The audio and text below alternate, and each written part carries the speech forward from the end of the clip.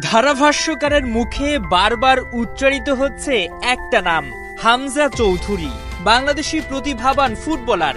ভারতের বিপক্ষে অভিষেক ম্যাচটা দারুণ খেলেছেন তিনি।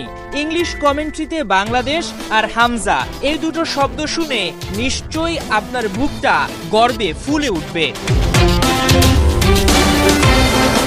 লাল সবুজের জার্সি গায়ে চাপিয়ে হামজা যেন ঘুণে ধরা ফুটবলের চিত্রটাই বদলে ফেললেন।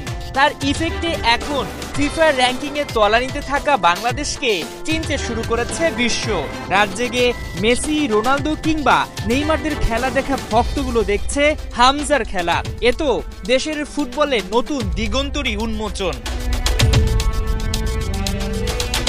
এতদিন পর্যন্ত নামের সাথে ছিল না আন্তর্জাতিক তকমা, তবে এশিয়ান কাপ বাছাইয়ে ভারতের বিপক্ষে খেলে এখন ইন্টারন্যাশনাল ফুটবলার বনে গেছেন হবিগঞ্জের ছেলে হামজা। শুক্রবার ইংল্যান্ডে পৌঁছেই নেমে পড়েন শেফিল্ড ইউনাইটেডের জার্সিতে।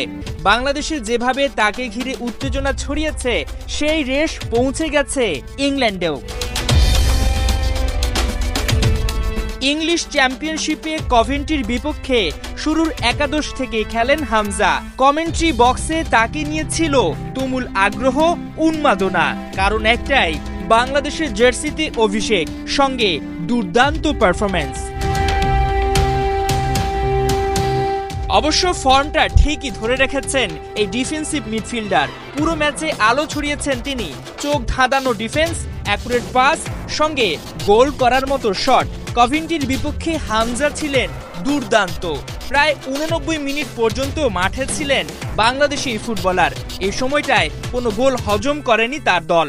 89 মিনিটে তাকে তুলে নিলে একটা গোল খায় শেফিল্ড। শেষ পর্যন্ত হামজার অসাধারণ পারফরম্যান্সে 3-1 গোলে জয় নিয়ে মাঠ ছাড়ে ইএফএল চ্যাম্পিয়নশিপের শীর্ষে থাকা দলটা।